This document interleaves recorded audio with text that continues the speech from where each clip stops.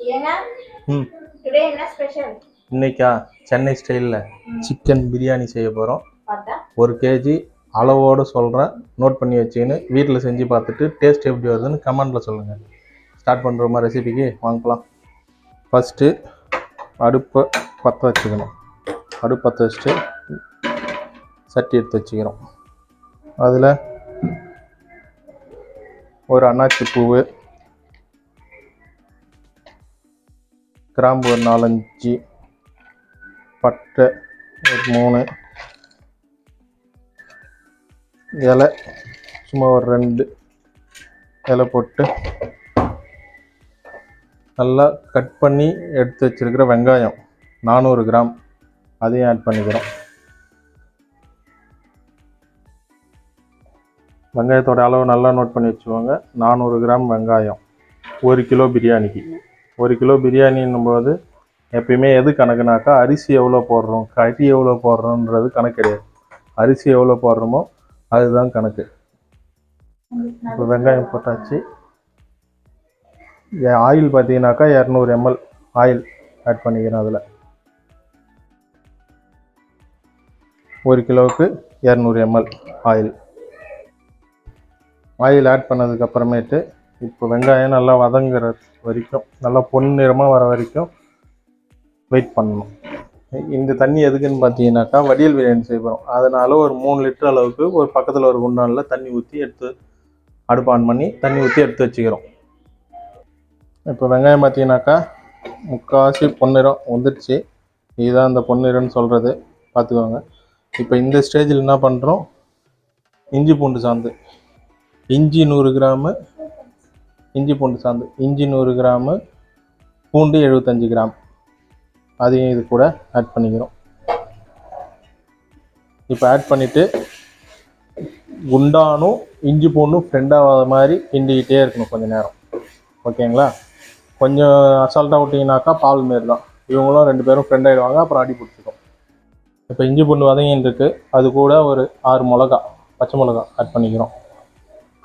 பச்சை மிளகா போட்டு அது கூட நல்லா ஒரு கை வர அளவுக்கு புதினா மல்லி ஆட் பண்ணிக்கிறோம். ரெண்டுமே கலர் இருக்குது.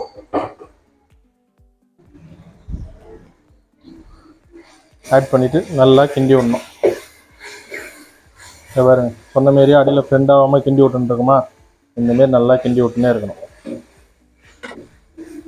நம்ம போட்டது எல்லாமே நல்லா வதங்கிடுச்சு. இப்போ இது கூட வந்து வெத்து மிளகாத்தூள், அந்த காஷ்மீர் சில்லின்னும்ல, அது வந்து 10 கிராம் காஷ்மீர் மல்லி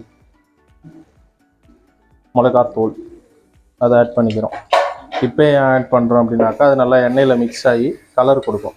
அதனால் இப்போ பார்த்தீங்களா, போட்டோடனே நல்லா என்ன கலரில் வருது பாருங்க, நல்லா ரெட்டிஷாக பார்த்தீங்கனாலே தெரியும். இப்போ இதில் நல்ல கலர் இருக்கும். இப்போ இந்த ஸ்டேஜில் என்ன பண்ணிக்கிறோம், நம்ம தக்காளி ஆட் பண்ணிக்கிறோம். தக்காளி அதே 400 கிராம் தக்காளி 400 கிராம் ஆட் பண்ணி லைட்டாக கிண்டி வரும். இப்போ தக்காளி நல்லா வதங்கியிருக்கு. அது கூட என்ன பண்ணுறோம், 200 கிராம் தயிர் ஆட் பண்ணிக்கிறோம். தயிர் ஆட் பண்ணிவிட்டு லைட்டாக கிண்டி விட்டுக்கிறோம். தயிர் ஆட் பண்ணும்போது நமக்கு புளிப்பும் கிடைக்கும், ப்ளஸ் கறியும் நல்லா சாஃப்டாக வரும். அதுக்காக தான் தயிர் ஆட் பண்ணுறது. கொஞ்சம் நேரம் தக்காளி நல்லா வதங்கட்டும். அதனால் ஒரு கரண்டி போட்டு மூடி வச்சிரும்.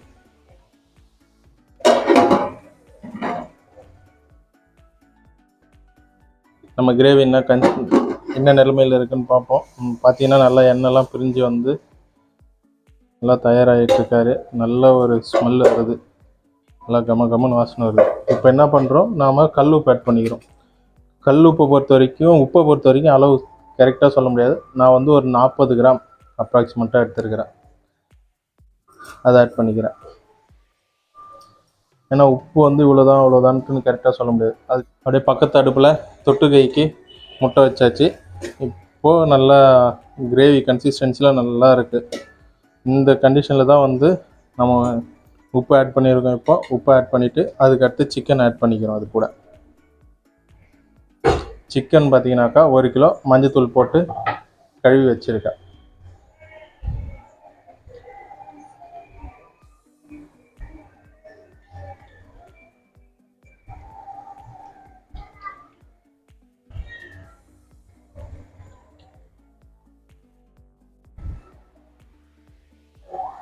சிக்கன் ஆட் பண்ணிட்டு லைட்டாக இப்படி கிண்டி விட்டுக்கிறேன். கிண்டி விட்டதுக்கப்புறமேட்டு இப்போ நம்ம பக்கத்தில் அடுப்பில் அந்த தண்ணி வச்சுருந்தோம்ல, அதுலேருந்து வந்து 800 ml, 1 கிலோவுக்கு 800 ml ஆட் பண்ணணும். 1 கிலோ அரிசிக்கு 800 ml. ஓகேங்களா?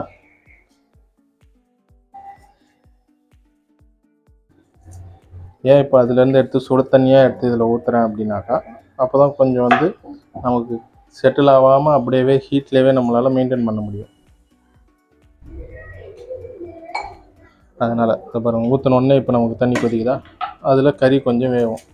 இப்போ கறியை வேக வைக்கிறதுக்கு ஒரு 15 நிமிஷம் லைட்டாக கிண்டி விட்டு 15 நிமிஷம் வரைக்கும் அப்படியே விட்டுனாக்கா கறி நல்லா நமக்கு சாஃப்டாக வந்துடும்.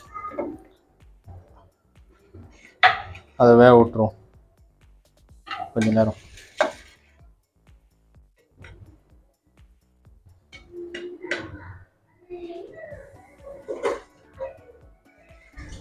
மூடி வச்சு கொஞ்ச நேரம் வேக விடுவோம். இப்போ அங்கே கறி வெந்துன்னு இருக்கோம். அந்த டைமில் என்ன பண்ணுறோம், நம்ம இப்போ அந்த தண்ணி வச்சுருக்கோம்ல, இதுலேயும் வந்து உப்பு ஆட் பண்ணிக்கிறோம். இதுலேயும் அதே அளவு ஒரு 40 கிராம் உப்பு ஆட் பண்ணிக்கிறேன்.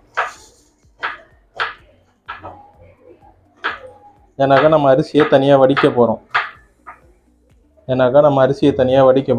அதனால் இதுலேயும் உப்பு இருந்தால் தான் அரிசியில் வந்து நமக்கு அந்த உப்பு தெரியும்.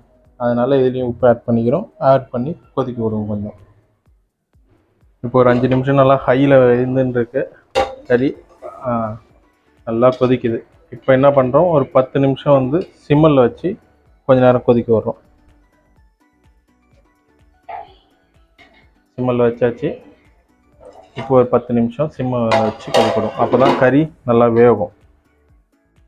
இப்போ 10 நிமிஷம் ஆயிடுச்சு. ஓப்பன் பண்ணி பார்ப்போம்.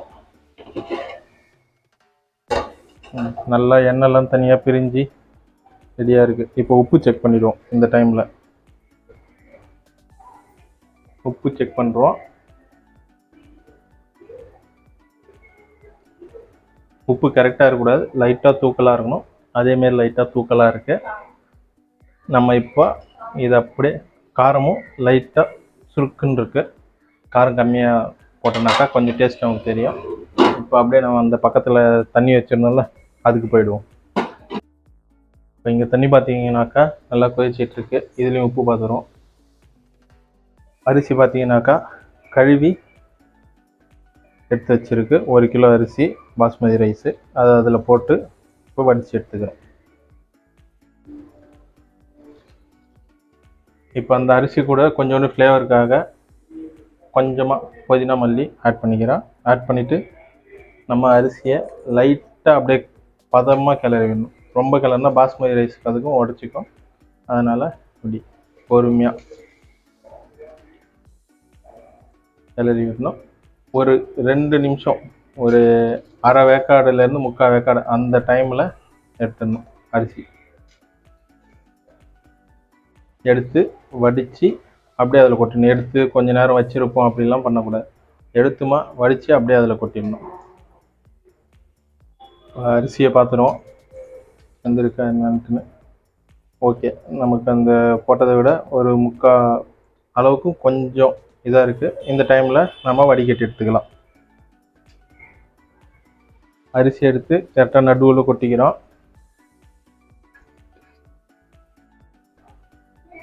இப்போ பார்த்தீங்கன்னாக்கா ஃபுல்லாக ஈவனாக பரப்பி விடுவோம். பரப்பி விட்டு நமக்கு தண்ணி பற்ற ஒரு சில டைமில், அந்தமாரி டைமில் நம்ம வடித்த தண்ணியை அப்படியே எடுத்து வச்சுக்கணும். எடுத்து வச்சு அதை லைட்டாக மேலே ஆட் பண்ணிக்கணும். லைட்டாக மட்டும் இப்போ இதை மிக்ஸ் பண்ணி விட்ருவோம். கரண்டி அப்படியே திருப்பி வச்சு லைட்டாக இப்படி கிண்டி விடுங்க. ஏன்னா அரிசி உடையக்கூடாது. அதனால் ஏன்னா நம்ம பாஸ்மதி ரைஸோடைய தன்மையை பார்த்தீங்கன்னா நீட்டாக இருக்கும். அந்த நீட்டாக இருக்கிற அரிசி குட்டி ஆகிடுச்சுனாக்கா சாப்பிடுறதுக்கான இன்ட்ரெஸ்ட்டே போயிடும். அதனால் சும்மா ஒரு 4 கிண்டி விட்டு நல்லா ஈவனாக பரப்பி விடுங்க. பார்த்தீங்களா, நம்ம கலரே போடாமல் ஃபுல்லும் அந்த கலர் வந்துருக்கு. ஆனால் தண்ணி கொஞ்சம் பற்றலை. அதனால் என்ன பண்ணுறேன், லைட்டாக அதுலேருந்து தண்ணி எடுத்து ஆட் பண்ணிக்கிறேன் இதுக்கு மேலே. இது பார்த்தீங்கன்னாக்க நம்ம வடித்த தண்ணி தான். அதில் ஆல்ரெடி உப்பு போட்டிருக்கோம். அதனால் உப்பு போட வேண்டிய அவசியம் இருக்காது. லைட்டாக இப்போ மேலே அதுக்கு ஈவனாக வந்துருச்சிங்களா, அரிசிக்கு ஈவனாக. அதோடு விட்டுட்டு ஒரு 5 நிமிஷம் ஹை ஃப்ளேமில் ஈவனாக வந்துடுச்சிங்களா? ஈவனாக வந்ததுக்கப்புறமேட்டு ஒரு 5 நிமிஷம் ஹை ஃப்ளேமில் அப்படியே வைக்கணும். மூடி போட்டு மூடி வச்சுருங்க ஹை ஃப்ளேமில். அப்போ தான் என்ன ஆகுனாக்கா நமக்கு அந்த டைமில் வேக ஆரம்பிக்கும். அதுக்கு அடுத்து ஒரு 15 நிமிஷம் தான் நம்ம தம்மில் வைக்க போகிறோம். இப்போ ஹை ஃப்ளேமில் வச்சுருவோம்.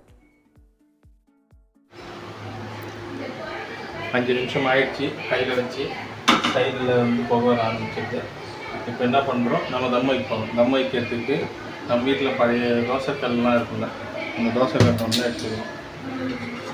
தோசைக்கல் எடுத்து வச்சுக்கிட்டு அதுக்கு மேலே தான் நம்ம இந்த பிரியாணி எடுத்து வச்சு சிம்மலில் வைக்கிறோம். இது சிம்மலில் வச்சு ஒரு 15 நிமிஷம் அப்படியே சிம்மல்லே இருக்கும். இப்போ அதுக்கு மேலே வெயிட்டுக்காக நான் என்ன பண்ணுறேன், அந்த வடித்து வச்ச தண்ணி இருக்குல்ல, அதை எடுத்து இதுக்கு மேலே வெயிட்டுக்காக வச்சுக்கிறேன் நான். இப்போ பார்த்தீங்கன்னாக்கா 15 நிமிஷம் முடிஞ்சிருச்சு. அந்த அடுப்பை ஆஃப் பண்ணிடலாம். ஆஃப் பண்ணிவிட்டு தம்முக்காக வச்சு இந்த தண்ணியை வச்சிடலாம். கற்று திறந்து பார்ப்போம் எப்படி வந்துருக்குன்னு. கற்று திறந்து எப்படி திறங்க எல்லாம் அனல்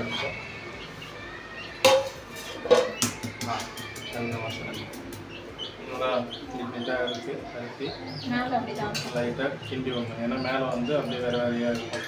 அது வந்து அடி வரைக்கும் கிண்டி வரணும். அதுக்கு முன்னாடி தம் வச்சு கரெக்டாக சைடில் பார்த்தா தண்ணி எதுவும் இல்லை.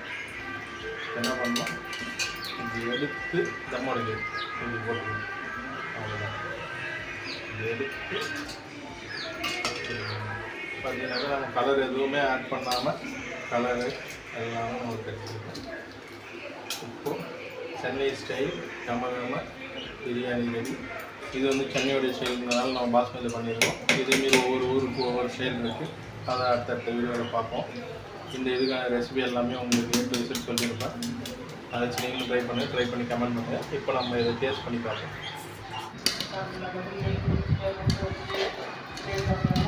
பிரியாணி எப்படி இருக்குன்னு சாப்பிட்டு பார்த்து சொல்லு.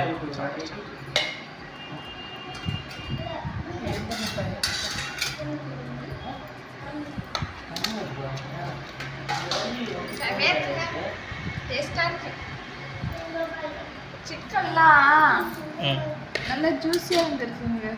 உள்ள அந்த மசாலா இறங்கி செமையாக இருக்கு. நல்லா இருக்கு.